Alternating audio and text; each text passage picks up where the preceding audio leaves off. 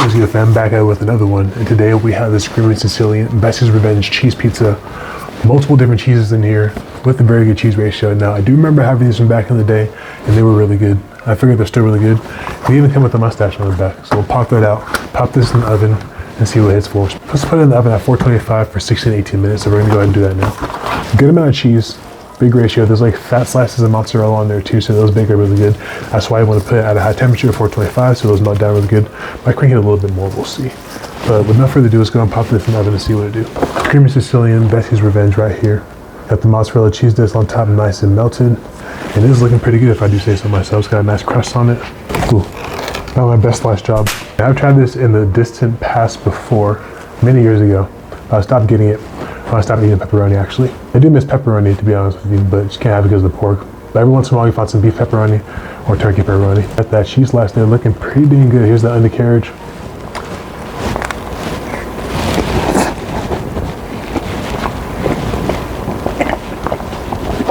Steaming hot. I like that, it's salty. Got a good salt flavor. The whole first dish just popped off, like no problem at all. Although it was a frozen pizza, they managed to maintain a good amount of sauce on there. It still tastes ripe and fresh, like you can taste the flavor. There's a decent amount. A lot of times with frozen pizzas, they don't put enough sauce or cheese for that matter, but this has proper sauce and cheese. Really good.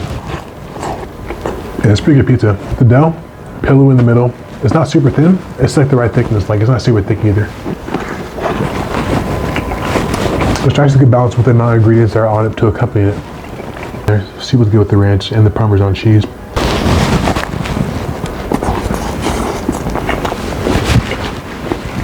Minus all pizza, but if I want to put it in a little bit longer, I put it in for like 15-16 minutes. Proper job on the crust as well. Nice crunch to it. Nice tang to the sauce too. On a scale of 1 to 10, on a scale of all frozen pizzas I've had, this sits at 8.7. Really good offering. Used to be bigger back in the day, but it's still a really good offering. Yeah, I would definitely get it again, but there's definitely some other ones I'd rather get before this. Stay tuned for that because we got more coming. We're back with every single frozen pizza ever. This is episode number 2. And today we have the home run in classic cheese pizza. Now, I remember at one point this specific brand pizza was considered the best frozen pizza on the internet. I remember a specific article like a couple years ago. I've had it once before in the past. It was pretty good. Pretty large too, that's what I like about it. And the one I had was pepperoni, but I no longer eat pepperoni. So today we opted for the cheese. And just for note, every pizza in the series, we're gonna be getting a cheese pizza. This one we have to bake it at 450 for 15 to 17 minutes. I typically go on the higher end of the bake stove because I like my pizza a little bit well done. Go and crack into it and see what it looks like. The ratio on this one, from what I remember, is pretty good. You can't even tell what side was the top side, but here's the cheese side right here. And here's the bottom side. It looks to be pretty much pre-cooked, which is different. Not every frozen pizza brand is pre-cooked. This one is definitely pre-cooked before it gets to you. As you see the burn marks on the cheese there, so I was definitely gonna give it a more consistent texture overall. All right, let's go and pop this into the oven now without any further ado. So here we have the home run in cheese pizza, fresh out of the oven. First impression, smells very cheesy. Not much sauce flavor coming through on the smell test so far, but we're not gonna hold that out. We're gonna give it a shot, see what it's for. Has like a cheesy vibe. Ooh, that was not my best work. Nevertheless, slice is a slice. Here it is sliced up, the home run in cheese pizza. As you see there, it is pretty decently cheesy, but a little bit more well done than I intended to. I did try to go to the instructions, but I guess my oven is a bit hot but it's not bad by any means. Some people like their pizza like this. It's not bad, I'll still eat it. But pretty cheesy. First impressions, you do get a strong cheese hit off the flavor on the set note, but you don't smell much of the sauce. Let's go ahead and pick our best slice here. I think that's the one. And give it a shot. Cheers, folks.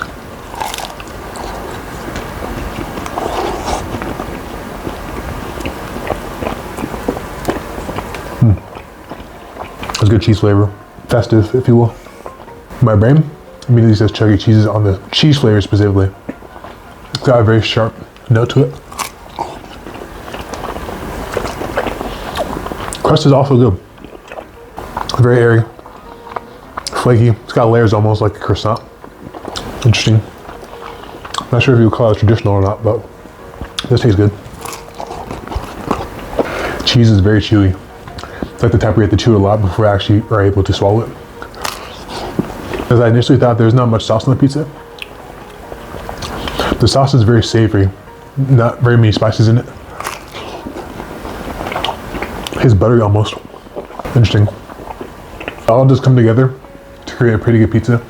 There are some holes on the bottom there, so the crust is definitely on some other type. Very airy, very flaky. It's almost like a croissant. Might have some cornmeal in it. With some pizza tend to do.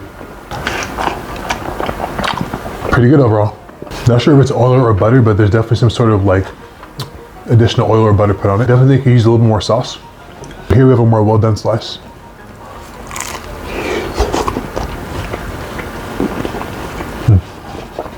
I think this is the perfect amount to cook this pizza. If I would have left it in, it would have required 3 to 4 more minutes. It would have been toasted by then. Thankfully I checked it, pulled it out just in time. And now we must sauce the slice up. Still using the same ranch, peppercorn ranch, organic from Aldi. It's like $2. This has xanthan gum in it though, so that's kind of whack, but for the culture. Pretty much every sauce that's thick now has gum in it. You know how it goes, people. But again, I like this specific brand, this specific one though, because they do have a one with cellulose in it, but this brand, a Parmesan, is just straight up Parmesan and Romano. There's no extras in it. Cheers.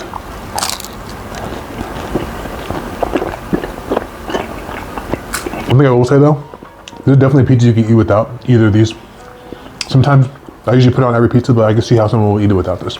And that, in my opinion, is a testament to the quality of the cheese, which the cheese is very good. It used to be like $10. I got it in the store for $6.50. Not a bad deal. Pretty decently sized pizza. More cheese than the average pizza. I would give this a solid 8.0 out of 10. And I would definitely get this again. Definitely could use a little more sauce, but I'm not complaining by any means. There's a good balance here. The oil flavor, I'm not sure what they use again. Maybe canola, maybe butter. I don't know. But it does give it like a very distinctive fast food type flavor in a good way. But it tastes like a throwback pizza in a sense.